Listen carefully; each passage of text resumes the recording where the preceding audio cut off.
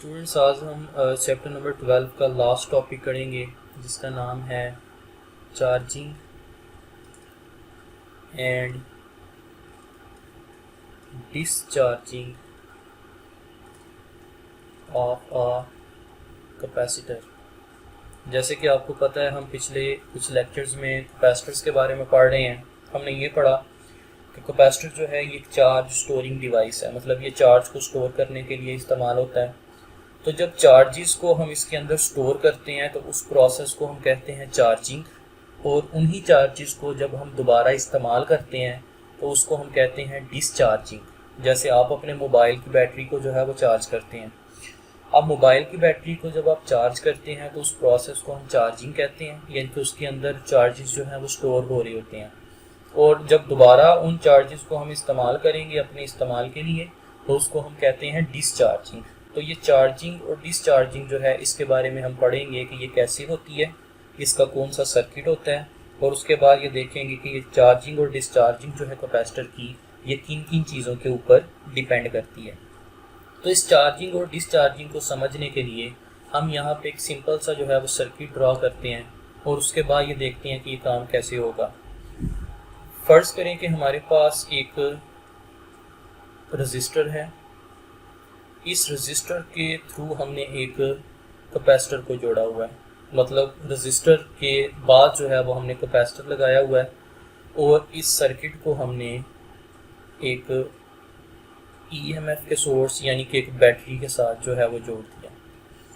अब ये जो हमने बैटरीज के साथ लगाई हुई है, फर्ज करें कि इसका पोटेंशियल जो है ये V के बराबर है, और ये इसका पॉजिटिव टर्मिनल है और दूसरा आ गया इसका नेगेटिव टर्मिनल। अब यहाँ पे हमने क्या किया हुआ है कि हमने एक स्विच लगाया हुआ है, और ये एक टू वे स्विच है। ठीक है, फर्ज करें कि ये हमारे पास स्विच है और ये एक टू वे स्विच है जिसका एक टर्मिनल जो है वो A के ऊपर है और दूसरा टर्मिनल कहाँ पे है, B पे। तो ये हमने जो है वो यहाँ पे एक स्विच लगा दिया। तो ये एक हमारे पास सिंपल सा सर्किट आ गया जिसको हम कहते हैं RC सर्किट, यानी कि ये एक ऐसा सर्किट है जिसमें एक रजिस्टर लगा हुआ है, एक कैपेसिटर लगा हुआ है, और इस रजिस्टर और कैपेसिटर के थ्रू जो है वो हमने क्या किया कि एक स्विच के इसको जोड़ दिया और साथ एक बैटरी अप्लाई कर दी। अभी आप देख सकते हैं कि यहाँ पे ये स्विच जो है ये ना तो A टर्मिनल के साथ जुड़ा हुआ है ना ही B के साथ जुड़ा हुआ है। ये सर्किट जो है ये हमारा ओपन है। जब ये सर्किट ओपन होगा तो कोई करंट भी जो है वो इस रजिस्टर के थ्रू कैपेसिटर के अंदर से पास नहीं कर सकता।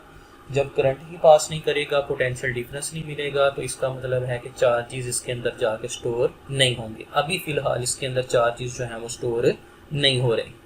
अगर हम चाहते हैं कि इसके अंदर चार्जेस स्टोर हों तो हम जो है वो यहाँ पे क्या करेंगे, मैं इसके जो है वो नेक्स्ट एक दोबारा डायग्राम ड्रॉ करता हूँ और बारी बारी हम इसके दोनों प्रोसेसेस देखेंगे। सबसे पहले हम इसका चार्जिंग का प्रोसेस देखते हैं कि ये चार्जिंग जो है ये कैसी होती है। फर्ज करें कि मैं यहाँ पे दोबारा वही सर्किट बनाता हूँ। ये हमारे पास एक रजिस्टर है, हमने इसके साथ एक कैपेसिटर को जोड़ दिया, और यहाँ पे हमने एक बैटरी लगा दी जिसका पोटेंशियल है V के बराबर। ये इसके दोनों टर्मिनल्स आ गए, और हमारे पास एक टू वे स्विच है जिसका एक टर्मिनल A पे है और दूसरा टर्मिनल B पे है। अब अगर देखिए कि अगर हम यहाँ पे चाहते हैं कि हम इसकी चार्जिंग करें तो हमें इस कैपेसिटर को जो है वो पोटेंशियल डिफरेंस अप्लाई करना पड़ेगा, मतलब इस सर्किट को कंप्लीट करना पड़ेगा। तो हम क्या करते हैं कि इस स्विच का टर्मिनल जो है वो सेट कर देते हैं A के ऊपर। आपको नज़र आ रहा है कि अब जैसे ही मैंने इसको A पे सेट किया आपका सर्किट जो है वो कंप्लीट हो गया। तो सर्किट कंप्लीट होने से क्या होगा कि इस डायरेक्शन में करंट जो है उसका फ्लो शुरू हो जाएगा, और करंट का फ्लो शुरू होते ही ये कैपेसिटर इस रजिस्टर के थ्रू चार्ज होना शुरू हो जाएगा। इस वर्ड पे आपने गौर करना है कि ये कैपेसिटर जो है ये इस रजिस्टर के थ्रू चार्ज हो रहा है, मतलब करंट पहले रजिस्टर में से गुजर रहा है फिर कैपेसिटर में से गुजर रहा है। तो इसके इस टर्मिनल के ऊपर +Q चार्ज आ जाएगा और दूसरे टर्मिनल के ऊपर -Q चार्ज आ जाएगा।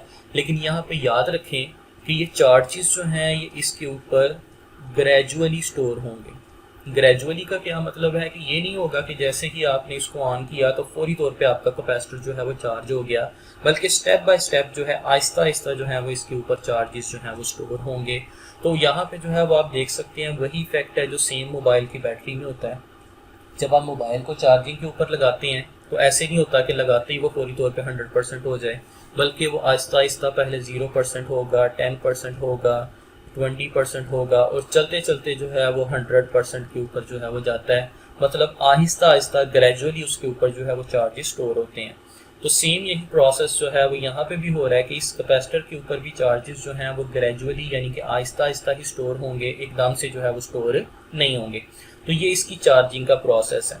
अब देखते हैं कि चार्जिंग के प्रोसेस में जो है वो मज़ीद हम क्या देख सकते हैं कि यहाँ पे आपके पास क्या होगा कि फर्ज करें कि हमारे पास ये एक कैपेसिटर है जिसको हम चार्ज कर रहे हैं।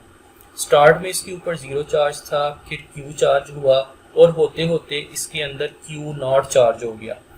याद रखें कि ये जो Q0 चार्ज है इसको हम कहते हैं इक्विलिब्रियम चार्ज। इक्विलिब्रियम चार्ज का क्या मतलब है कि ये वो मैक्सिमम चार्ज है जो कि इसके अंदर स्टोर जो है वो किया जा सकता है। तो यहाँ पे हमारे पास एक टर्म आती है जिसको हम कहते हैं टाइम कांस्टेंट, और इसको शो करते हैं T के साथ, और ये क्या होता है 0.63 टाइम्स Q0 चार्ज। मतलब 100% पे तो वो Q0 हो जाएगा। फर्ज करें कि 63% पे है, 63% के ऊपर जितनी इसकी चार्जिंग होती है उसको हम कहते हैं 0.63 टाइम्स Q0। तो किसी भी कैपेसिटर को 0.63 टाइम्स Q0 यानी कि 63% चार्ज होने में जितना टाइम लगता है उसको हम कहते हैं इसका टाइम कांस्टेंट। और इसको जो है वो हम कैसे डिफाइन कर सकते हैं टाइम कांस्टेंट को, हम यहाँ पे जो है वो टाइम कांस्टेंट की डेफिनेशन लिख लेते हैं। ये आप लोगों ने जो है वो हमेशा माइंड में रखनी है ताकि आपको पता हो। The time required by a capacitor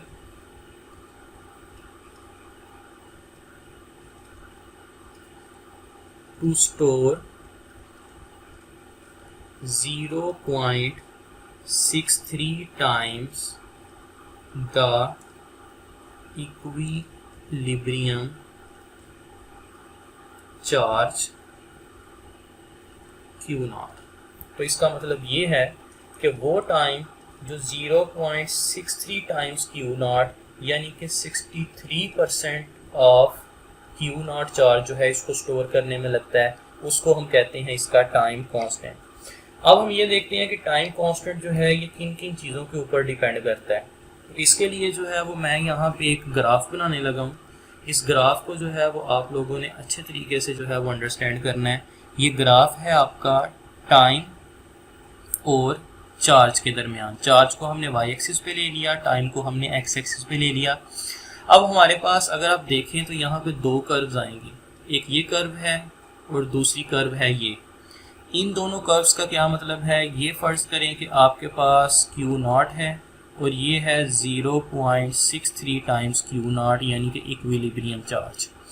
हम यहाँ पे अगर डिफरेंशिएट करना चाहें तो ये वाली जो ऊपर वाली कर्व हमें नज़र आ रही है ये है for small value of RC, और जो नीचे वाली कर्व है ये है for large value of RC। दोनों में फ़र्क देखें क्या है। इसका इक्विलिब्रियम चार्ज होने में इतना टाइम लग रहा है और इसके लिए इक्विलिब्रियम चार्ज होने में ज़्यादा टाइम लग रहा है। इसका मतलब ये अगर हम इसको T1 कहें, इसको T2 कहें, तो डेफिनेटली T2 जो है ये T1 से ग्रेटर है। मतलब अगर हमारे पास लार्ज वैल्यू होगी R और C की, R और C क्या चीज़ है, ये वो हमारे पास जो हमने R और C जो है वो इस्तेमाल किया था स्टार्ट के अंदर, रजिस्टर और कैपेसिटर, ये उसकी वैल्यूज़ का जिक्र हो रहा है। तो फ़र्ज करें कि अगर हमारे पास लार्ज वैल्यू है यानी कि हमने बड़ा R और C इस्तेमाल किया है तो उसको चार्ज होने में टाइम ज़्यादा लगेगा, T2 जो है वो ग्रेटर है। और अगर हमने स्मॉल R और C की वैल्यू इस्तेमाल की है तो उसको चार्ज होने में टाइम क्या लगेगा, कम लगेगा। मतलब हमने ये देखा कि चार्जिंग जो है वो डिपेंड करती है R और C की वैल्यू पे। अब हम बात करते हैं डिस्चार्जिंग की, कि कोई भी कैपेसिटर जो है ये डिस्चार्ज जो है ये कैसे होगा। अगर हम डिस्चार्जिंग की बात करें तो दोबारा उसी सर्किट को ड्रा करते हैं कि ये हमारे पास एक रजिस्टर है, इसके साथ हमने एक कैपेसिटर लगा दिया, उसके साथ हमने एक बैटरी को कनेक्ट किया और यहाँ पे हमारे पास एक टू वे स्विच है जिसका एक टर्मिनल बी पे है, दूसरा ए पे। अब अगर फर्ज करें कि हम इस स्विच को बी पे सेट कर देते हैं तो इस बैटरी के साथ जो है अब इसका कनेक्शन ख़त्म हो गया। अगर कनेक्शन ख़त्म हो गया तो मतलब जो चार्जेस यहाँ पे स्टोर थे इस कैपेसिटर के अंदर वो इस रजिस्टर के थ्रू डिस्चार्ज होने शुरू हो जाएंगे। देखें, पहले ये चार्ज हो रहा था रजिस्टर के थ्रू, अब यही चार्ज जो है वो रजिस्टर डिसिपेट करेगा, यूज़ करेगा और ये इसके थ्रू जो है वो डिस्चार्ज होना शुरू हो जाएगा। तो इसको हम कहते हैं कैपेसिटर की डिस्चार्जिंग।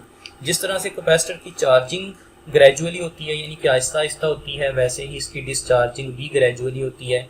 तो मैं यहाँ पे जो है वो अगेन एक चार्ज और टाइम का ग्राफ जो है वो ड्रा करूँगा जो कि इसके लिए है, और यहाँ पे देखते हैं कि ये डिस्चार्जिंग जो है इसको कैसे एक्सप्लेन करता है। डिस्चार्जिंग के केस में हमारे पास अगेन दो कर्व्स आती हैं, एक ये फर्स्ट कर्व आ गई और एक ये सेकंड कर्व आ गई।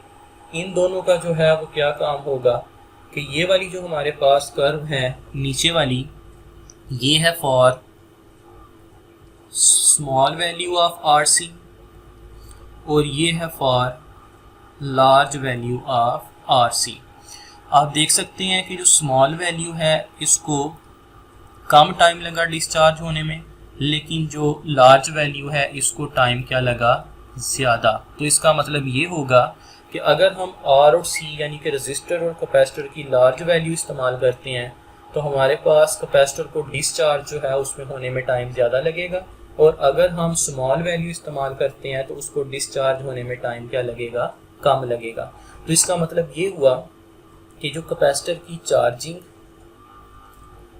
और डिस्चार्जिंग होती है ये दोनों जो हैं ये किसके ऊपर डिपेंड करती हैं, ये डिपेंड करती हैं, इसका टाइम जो है वो डिपेंड करता है value of R and C पे।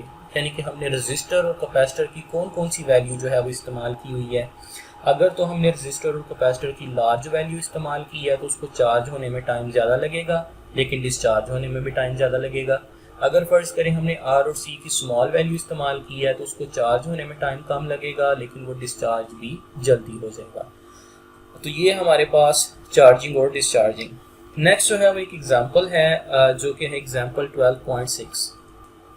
ये बहुत ही इंपॉर्टेंट एग्जांपल है इसलिए हम इसको यहाँ पे करने लगे हैं। इसमें सिंपली आपने बताना क्या है कि हमने अभी ये देखा कि जो टाइम कांस्टेंट होता है जिसको हम T से शो करते हैं ये बराबर होता है RC के, यानी कि ये रजिस्टर और कैपेसिटर के ऊपर डिपेंड करता है। आपने ये प्रूव करना है कि टाइम का यूनिट होता है सेकंड, रजिस्टर का होता है ओहम और कैपेसिटेंस का होता है फैरेड। आपने ये प्रूव करना है कि एक सेकंड जो है ये 1 ओहम मल्टीप्लाइड बाय 1 फैरेड के बराबर होता है। तो हम यहाँ पे जो है इसका सोल्यूशन देख लेते हैं कि हम ये काम जो है वो कैसे करेंगे। सबसे पहले हम इसको स्टार्ट करेंगे ओहम्स लॉ से। ओहम्स लॉ सबको पता है V = IR होता है। अब ये जो हमने ओहम्स लॉ इस्तेमाल किया इसमें V जो है ये पोटेंशियल डिफरेंस है, I करंट है और R है रेजिस्टेंस। अगर आपको याद हो तो करंट का फार्मूला होता है चार्ज पर यूनिट टाइम यानी कि Q/T। इसको आपने क्या करना है, पुट कर दें इन इक्वेशन नंबर 1। तो देखते हैं कि ये काम कैसे होगा। V = IR था, I की जगह पे हमारे पास आ जाएगा Q/T मल्टीप्लाइड बाय R। ये आ गई हमारे पास इक्वेशन नंबर 2। अब हम यहाँ पे इस्तेमाल करेंगे चार्ज स्टोर इन कैपेसिटर का फार्मूला यानी कि Q = CV। तो ये देखें हमारे पास Q = CV आ गया। अगर मैं यहाँ से C की वैल्यू निकालना चाहूँ तो V दूसरी साइड पे जाके डिवाइड हो जाएगा, ये आ जाएगा Q/V। तो ये आ गई हमारे पास इक्वेशन नंबर 3। अब यहाँ पे देखें कि आपके पास दो इक्वेशंस हैं 2 और 3। आपने क्या करना है कि इन दोनों इक्वेशंस को मल्टीप्लाई करना है। Multiply equation 2/3। Left hand side को लेफ्ट हैंड से करेंगे और राइट हैंड साइड को राइट हैंड से करेंगे। तो मैं यहाँ पे जो है वो सबसे पहले ये दोनों इक्वेशंस लिख लेता हूँ। एक मेरे पास इक्वेशन आई थी V is equals to Q divided by T multiplied by R। और दूसरी इक्वेशन मेरे पास आई है यहाँ से, बल्कि इसको मैं जो है वो थोड़ा सा सिंप्लीफाई करने के लिए R की वैल्यू को निकाल लेता हूँ। ये आ जाएगा V multiplied by T divided by Q। इसको अब हम जो है वो कह देते हैं इक्वेशन नंबर 2। और नेक्स्ट हमारे पास आ जाती है इक्वेशन जो कि अभी हमने निकाली Q के लिए, C के लिए, ये आ जाएगी Q डिवाइडेड बाई V, ये आ गई इक्वेशन नंबर 3। अब आपने क्या करना है, मल्टीप्लाई इक्वेशन 2 एंड 3। तो ये काम जो है ये देखें कैसे होगा। लेफ्ट हैंड साइड को लेफ्ट हैंड से करेंगे, R मल्टीप्लाइड बाई C, और राइट हैंड साइड को राइट हैंड से V multiplied by T divided by Q multiplied by Q over V। Q से कैंसिल हो गया, V से, तो R C किसके बराबर आ गया, T के। R का यूनिट होता है ओहम, कैपेसिटेंस का यूनिट होता है फैरेड, और टाइम का यूनिट होता है सेकंड। तो आपने प्रूव कर दिया कि 1 ओहम फैरेड जो है वो किसके बराबर होता है, 1 सेकंड के। यानी कि आपने यहाँ से ये भी प्रूव कर दिया कि जो टाइम कांस्टेंट है ये किस पे डिपेंड करता है, value of resistance and capacitance पे।